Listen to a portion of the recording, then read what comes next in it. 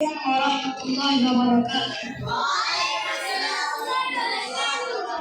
الحمد لله رب العالمين والصلاة والسلام على رسوله الكريم. أما بعد فأعوذ بالله من الشيطان الرجيم. بسم الله الرحمن الرحيم. وقضى ربك ألا تعبدوا إلا إياه وبالوالدين إحسانا. کیا آپ بتلا سکتے ہیں کہ دنیا کے اللہ کے بعد دنیا میں کون سے ہستی ہے جن کا ہم پر سب سے زیادہ احسانات ہے؟ جی ہاں، وہ ہمارے والدین جن کا ہم پر سب سے زیادہ احسانات ہے۔ اللہ تعالیٰ نے فرمایا وَقَضَىٰ رَبُّكَ أَلَّا تَعْبُدُوا إِلَّا إِيَّاهُ وَبِالْوَالِدَيْنِ إِحْسَانًا۔ تمہارے رب نے فیصلہ کر دیا کہ تم صرف اسی کی عبادت کرو اور اپنے والدین کی خدمت کرو۔ اگر والدین میں سے کوئی ایک یا دونوں بڑھاپے کو پہنچ جائے تو ان کو تک بھی نہ کہو، ان سے نرمی سے بات کرو اور ان کے لیے رحمت و شفقت کے باعث پھیلا دو۔ والدین کی شریعت اسلامیہ نے والدین کی خدمت کو بہت زبردست فرمایا ہے۔ ایک آدمی آیا اور رسول صلی اللہ علیہ وسلم نے پوچھا کہ اللہ کے رسول میرے اوپر سب سے زیادہ احسانات کس کا ہے؟ تو آپ صلی اللہ علیہ وسلم نے فرمایا تمہاری ماں۔ پھر اس نے کہا اس کے بعد کون؟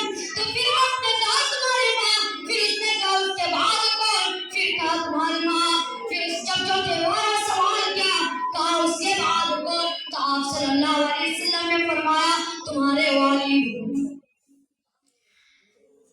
ایک حدیث میں عبدالرحمن رضی اللہ تعالیٰ عنہ روایت کرتے ہیں کہ قال من حدثنا رسول صلی اللہ علیہ وسلم کہ رسول صلی اللہ علیہ وسلم نے مجھے حدیث بیان کی وہ صادق المصدوق اور صادق اور مصدوق ہے۔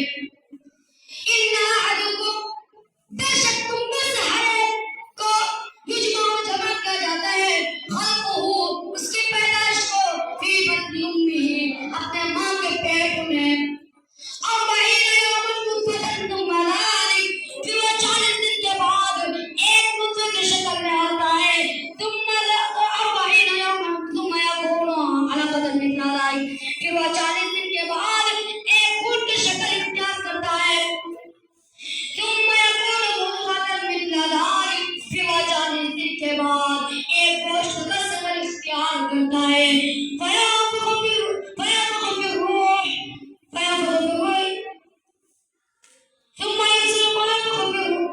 يرسل إليه الملك فينفخ في الروح پھر اس میں جبریل علیہ السلام کو روح پھونکنے کے لیے بھیج دیتے ہیں۔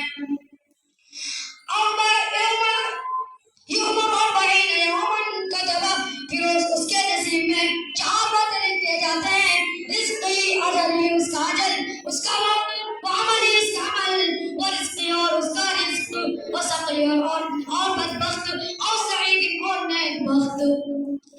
ایک کہاوت میں ہے کہ ایک دن بیوی اور اپنے ماں سے کچھ ایک ٹینشن ہوئی اور جو لڑکا تھا آتش وہ تو گیا تھا جب آیا شراب پی کے آیا تو اس نے اس کے بیوی نے اسے کیا بتایا اور وہ جلدی گیا اور ان کے ماں تو نمازیں پڑھ رہی تھی اور جب وہ نماز پڑھ رہے تھے اور جب وہ سجدے میں گیا تو ان کے سر پر پیر رکھ کر اس نے وہی ان کی ختم کر دی، ان کی جان نکال دی وہیں پہ اور وہ اسی وقت مر گیا۔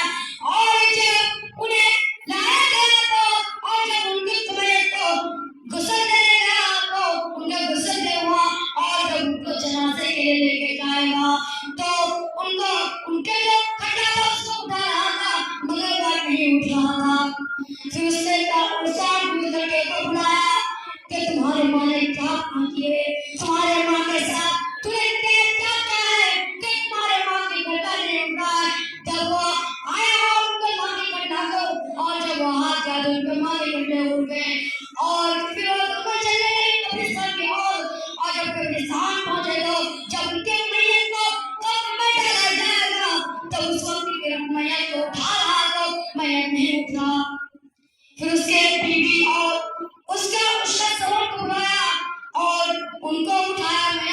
کر قبر میں ڈالا، اور جب یہ ان کو اٹھایا تو بڑک کر کے میت اٹھ گیا اور ان کو قبر میں ڈال دیا، ان کو قبر میں ڈال دیا۔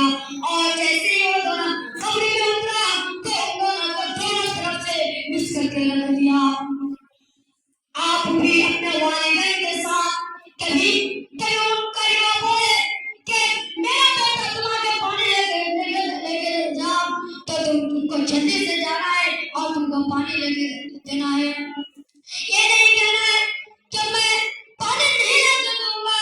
اور یہ بھی کہتے ہیں کہ اگر تمہارے ماں تمہیں نماز پڑھنے کے لیے بھیجتا ہے تو تم نماز پڑھنے کے لیے نہیں جاتے ہو، کہتے ہیں کہ بیٹا نماز پڑھو آخرت میں تمہارا کام دے گا، لیکن جب بھی اسے کہتا ہے کہ بیٹا نماز پڑھو تو وہ کیا کہتا ہے کہ ہم نماز نہیں پڑھیں گے، پھر وہ کسی طرف بھاگ جاتا ہے۔